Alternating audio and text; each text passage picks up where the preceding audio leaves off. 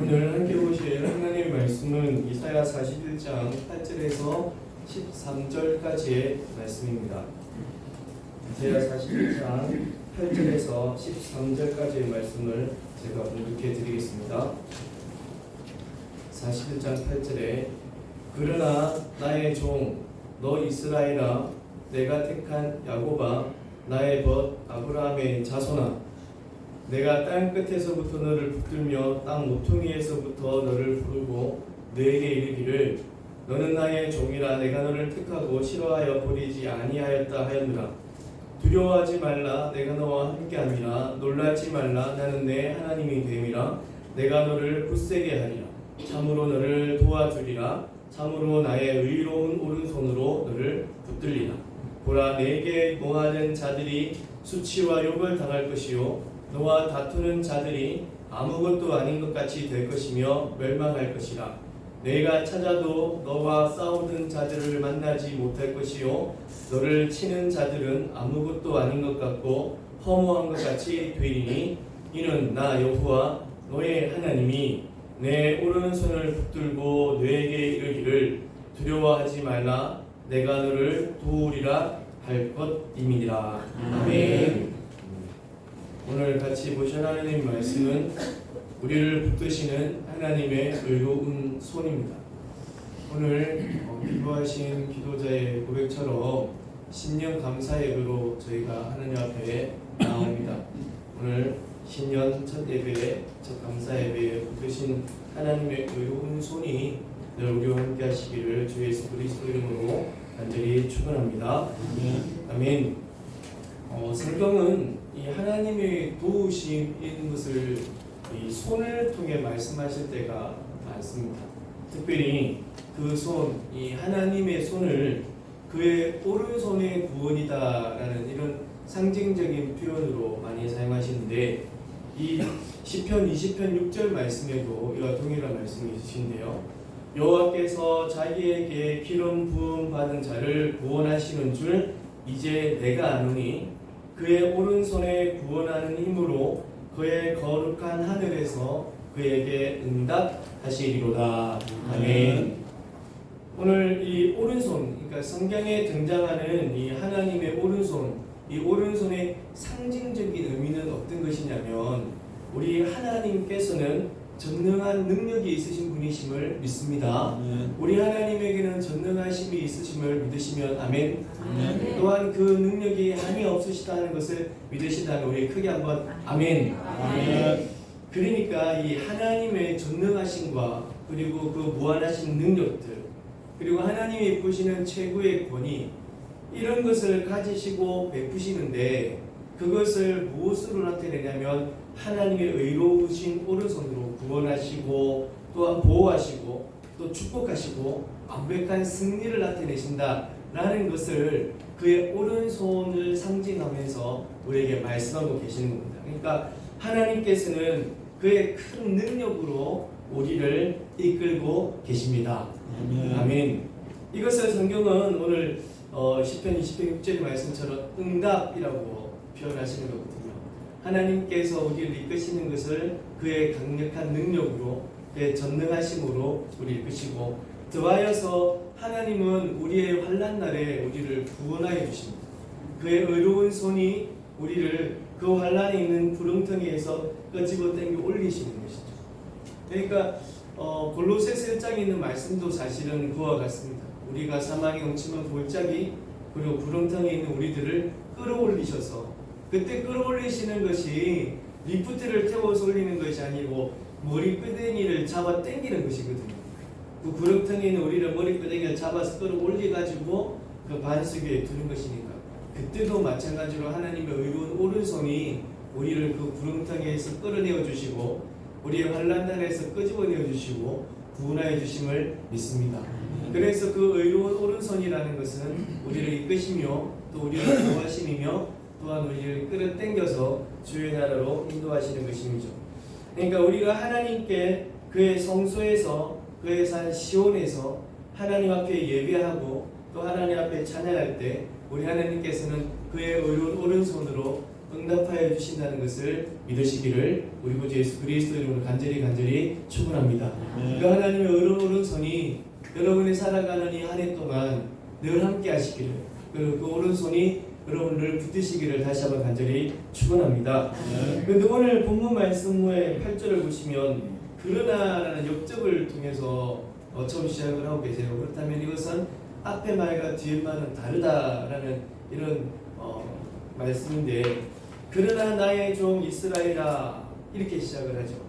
그러니까 너희는 그렇지 말아야 돼 라는 그런 의미이신데, 이 말씀은 어디에서부터 시작이 되냐면 이사야 39장 6절에서부터 시작이 되어지는 말씀입니다. 우리 39장 6절 말씀을 보시면 보라 날이 이르리니 부터 시작해서 내 조상들이 오늘까지 쌓아둔 것이 모두 바벨론으로 옮긴 바 되고 남을 것이 없으리라. 누구의 말씀이냐고요? 여호와의 말이니라. 아멘하기 힘드시죠? 우리가 가지고 있는 것, 우리의 선조가 가지고 있던 것, 내 조상이 가지고 거기서부터 내려오던 유산들, 그 모든 것이 바벨론으로 옮겨질 것인데 하나도 남김없이 옮겨질 것이라. 이것이 여호와의 말씀이니라 하니까 이것을 아멘으로 받아들이기가 사실 좀 힘들 수가 있는 그런 모습인데, 거기서부터 사실 시작되어지는 말씀들, 그리고 39장 이후에 이 바벨론으로 이제 히스기야의 실수와 잘못과 이 죄로 인해서, 그리고 므낫세의 죄로 인해서 이스라엘이 결국은 남유다가 결국은 망하게 되어집니다.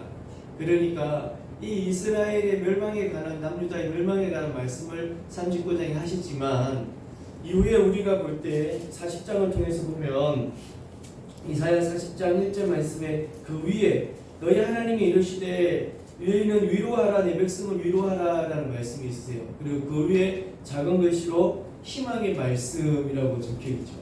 그러니까 39장에 바벨론에 포로될 것을 말씀하시지만 그 뒤에 40장에서부터는 회복이 되어질 말씀들을 너희가 잡혀가겠지만 회복될 것이야 라는 그런 말씀으로 40장에 말씀을 하십니다. 거기에 더하여서 오늘 41장 2절 말씀을 보면 더 디테일하게, 더 자세하게 어떻게 너희를 구원하실 건가에 대한 하나님께서의 말씀을 하시는데, 이 하나님께서 한 사람을 일깨워서 42장에 누가 동광에서 사람을 일깨워, 그러니까 한 사람을 동광에서부터 일깨워서 그 사람을 통해서 하나님께서 희망을 또한 포로되어 잡힌 곳에서 돌아오게 하는 일을 하실 것이다 라는 예언을 하시는 거예요. 이 사람이 누구냐? 이사야 45장에 등장하는 사람입니다. 이사야 45장 1절 말씀에 45장 1절 말씀을 보시면 다 같이 한번 읽어보겠습니다. 시작. 여호와께서 그의 기름 부음을 받은 고레스에게 이같이 말씀하시되, 이 고레스 왕을 통하여서 이 바벨론에 있는 이 포로들이 모두 다가 다시금 돌아옵니다. 이 바벨론에서 바사 왕으로 넘어갈 때는 전쟁이 있었던 것이 아니고 그 안에서 자연스럽게 정권이 바벨론이라는 나라에서 이 바사라는 나라로 이양되는 그런 일이 그곳에 있게 되어지고, 그때 왕 고레스를 통하여서 이스라엘 백성들이 다시금 이스라엘로 돌아오게 되어지는 그 일을 하나님께서 이용해 주시고 그 사람을 사용하여서 이스라엘이 회복해 하시거든요.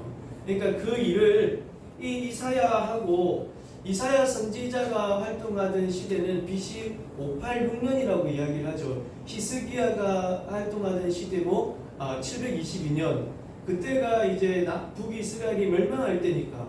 그런데 이 일은 언제 일어나냐면 BC 586년에 일어납니다. 그러니까 한 100년 뒤에 바벨론에게 멸망이 되어지고, 그리고 또 수십 년이 지나고 다시금 돌아오게 되어지는 그 일이라면 한 140년 뒤의 일을 하나님께서는 이사야를 통하여서 한 사람 고레스를 통하여서 하실 것을 이미 말씀하고 계신 것이고, 그리고 결국은 하나님께서는 그 일을 역사를 이루시고 그 예언 따라 이스라엘을 다시금 남유다를 다시금 이스라엘로 돌아오게 하시는 그 일을 행하십니다. 그런데 그럴 때에도 하나님께서 그런 큰 일을 이루시고 그 사람들에게 이런 일을 보일 때에도 그때의 사람들이 어떻게 하느냐? 멸망도 어떻게 있어졌냐면 바벨론에게 잡혀갈 때도 므낫세의 죄와 이스라엘 백성들이 하나님을 버리는 그런 죄로 말미암음이다 라고 하셨는데, 하나님께서 돌이키는 그때라도 이스라엘 백성들이 하나님의 그 큰 일을 이루시는 것을 보고, 하나님이 이루시는 구원을 보고 하나님을 경배하고 하나님을 바라봐야 되는데, 그때에도 이스라엘 백성들은 어떻게 하느냐, 그때에도 사람들은 하나님을 바라보지 않는다 라는 것이 오늘 41장에서 계속하여 드리는 말씀이고, 특별히 목공은 금장색을 격려한다라는 이런 말이 있습니다. 41장 7절에 보시면 목공은 금장색을 격려하고 망치로 고르게 하는 자는 매질꾼을 격려하며, 그리하는 것이 다 무엇을 이야기하냐면 우상을 섬기는 거예요. 우상을 다시 한번 매만진다는 거지. 하나님의 구원이 있을 그때에, 하나님 회복하는 그때에, 그때라도 하나님을 바라봐야 되는 이스라엘 백성들이 그렇지 않고, 그때에 망치질하는 사람들, 목장색 하는 사람들이, 목공들이 금장색을 더 격려하게 되는, 우상을 섬기고 우상에게 나아가는 그런 일이 있게 되어집니다. 그러면서 멸망을 향하여 가는 그 길에 있는데, 그러면서 8절에 그러나 너희들은 이렇게 말씀하십니다. 진실로 사랑하는 우리 예수 제자 여러분, 우리에게 있어서의 진실한 구원은 우리 하나님 뿐이심을 믿으시기를 간절히 소망합니다. 진실로 하나님만이 여러분을 구원하실 하나님이십니다. 할렐루야. 오직 하나님만이 여러분을 구원하시고 여러분을 이끄시는 하나님이심을 믿습니다. 그러나 백성들 너희요, 정말 이 모습들이 너에게 있지만, 이 모습들 속에 너희가 살아가지만, 하나님만을 바라보는 너희는 이런 모습들이 되어야 되지 않겠느냐 라는 말씀으로 이렇게 이야기를 하는데요. 이스라엘 백성들, 자손들 이런 모습들을 이야기하는 것은 하나님의 사랑하심이 너희들에게 있어지고, 그리고 하나님의 은혜가 너에게 있을 것인데, 너희는 어찌하여져서 다른 것을 바라보고 살아가느냐. 너희 이스라엘 백성들아, 내가 너희를 땅끝까지 붙들고 너희를 인하여서 기뻐하는 모습들이 있는데 라고 하시는 거죠. 사랑하는 성도 여러분, 진실로 하나님의 은혜가 우리에게 있을 때, 하나님의 택한 백성들이 하나님을 사랑하는 모습들이 있을 때, 우리의 백성들은 하나님을 바라봐야 되고 하나님을 의지하는 것이 합당하리라 믿습니다. 하나님께서는 친히 약속을 우리에게 베풀어 주시고 그 약속을 이루어가고 계시는데요. 이스라엘 백성들이 그들이 사실은 포로되어 잡혀간 것도 자기들의 죄로 인함이었다고 성경은 말씀하시죠. 므낫세의 죄, 그리고 너희의 죄로 인해서, 너희가 너희의 죄로 인해서 친히 고통을 받고 있고, 그리고 너희가 온갖 죄의 덩거리로 말미암아 포로되어 잡혀가고 있지만, 모든 민족이 두려워할 만한 권능으로 내가 너를 건져낼 것이다. 너희가 사방에 그 구름텅에 있다 하여도 그래도 내가 의로운 오른손을 너를 끄집어낼 것이다. 이방이 민족이 두려워하고 우상을 찾고 다니지만, 그러나 나의 종 이스라엘아, 내 백성들아, 너희는 이 모든 일들을 통해서 두려워하지 말고, 네가 비록 포로되어 가 있었지만, 네가 비록 그 죄로 인하여서 포로되어 있지만, 내가 너를 택하였기 때문에, 내가 너를 택하였던 그 은혜가 있기 때문에, 네가 비록 죄로 인하여서 고통 속에 있지만 내가 너를 버리지 않았다. 그러면서 이제 41장 10절 말씀을 하시는 것입니다. 이 말씀을 한번 보시면은 2026년 저희가 함께 상고해야 되는 이 말씀, 이거 말고 뒤에 있는 걸 한번 봐주시겠습니다. 예, 2006년에 우리가 상고해야 되는 말씀이 이사야 41장 10절에 있는 이 말씀인데요. 41장 10절에 내게 있는 이런 문제가 두렵느냐, 내게 미안하여서 아무런 도움조차 구하기를 미안해하는 걸 내가 다 안다. 하지만 내 사랑하는 아들아, 내 사랑하는 딸들아, 두려워하지 마라. 내가 너와 함께한다.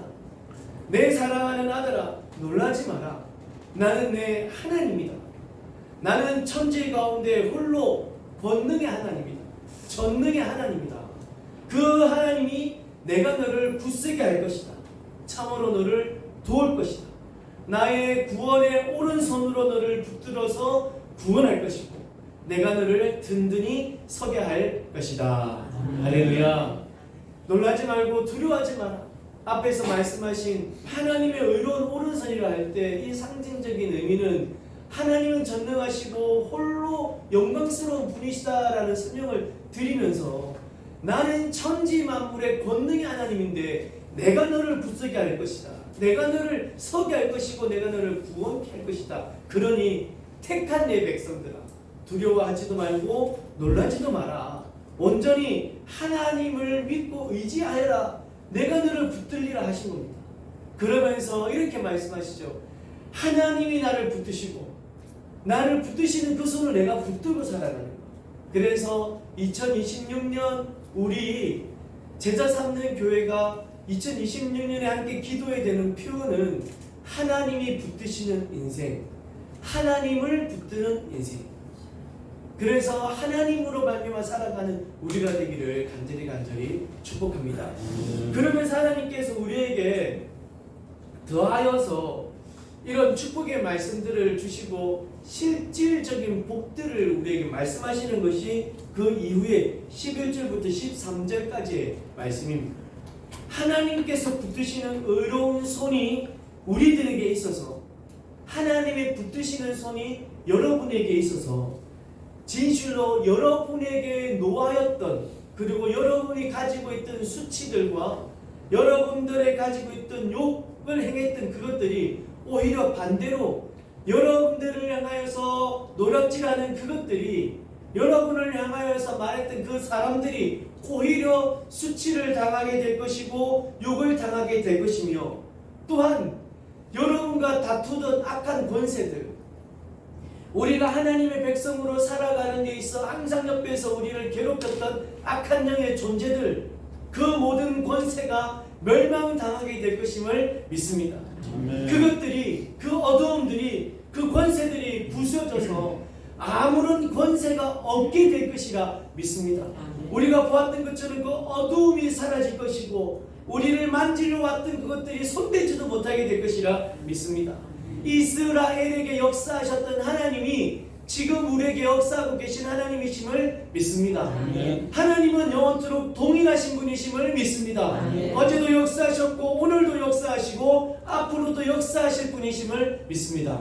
그렇다면 이 이스라엘 백성들이 포로되어 잡혀갔던 그곳에서 회복되어졌고 그리고 그 권세가 사라졌던 것처럼 오늘날 하나님이 붙드시는 인생은 포로되어졌던 곳에서 회복되어질 것이며 또한 이곳에서 하나님의 권세가 우리에게 있어져서 그 악한 권세가 우리에게 틈타지도 못하게 되리라 믿습니다. 악한 권세자 바벨론은 멸망되었습니다. 아무것도 아닌 허무한 것이 되어졌습니다. 여러분의 하나님, 나의 하나님, 우리의 하나님께서 여러분을 붙드시는 인생이 되시기를 주 예수 그리스도 이름으로 간절히 축원합니다. 또한 그 붙드시는 하나님을 늘 붙들며 사는 그러한 인생이 되기를 간절히 축원합니다. 이에 여러분 앞에 있는 어두움들, 큰 성 바빌론이요 오늘은 신년 감사 예배로 함께하는 여러분 앞에서 그 모든 것이 완전히 무너지게 되기를 우리 구주 예수 그리스도 이름으로 간절히 축원합니다. 그 모든 어두움들이 모두 다 부셔지기를 다시 한번 간절히 축원합니다. 아멘. 우리 함께 찬양하겠습니다. 주의 손이 우리를 붙드시네, 주의 손이 우리를 인도하시네. 함께 찬양하겠습니다.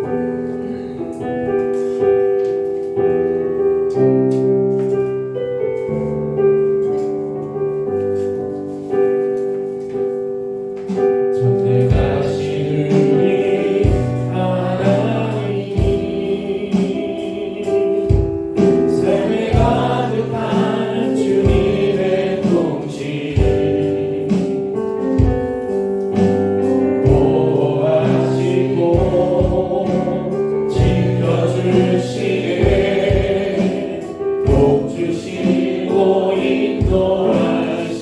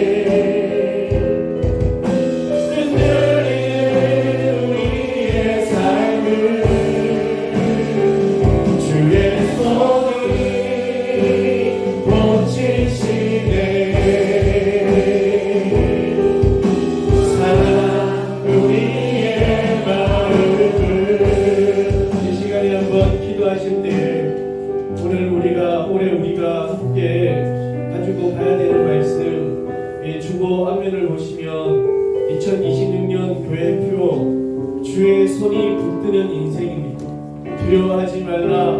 참으로 나의 의로운 오른손으로 너를 붙들리라. 진실로 하나님의 전능하신 하나님이 최고의 그 권위로 우리에게 베푸시는 그 은혜입니다. 뗄래야 뗄 수도 없는 하나님의 사랑.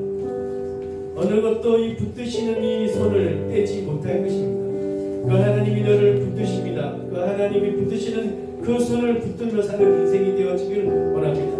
이 시간에 함께 기도하실 때 우리가 비록 부족하여서, 우리가 비록 연약하여서 홀려 잡혀가는 그런 일을 당한다 해도 하나님께서는 괜찮다, 네가 미안해서 내게 구하지도 못할 그런 모습이구나.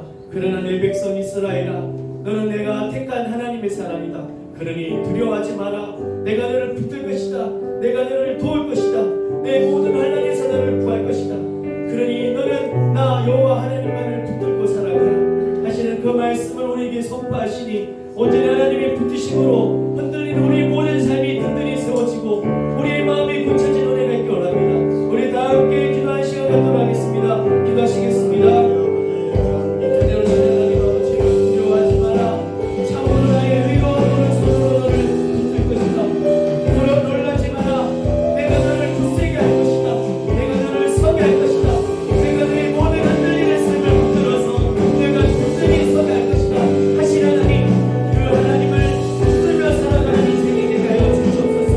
주의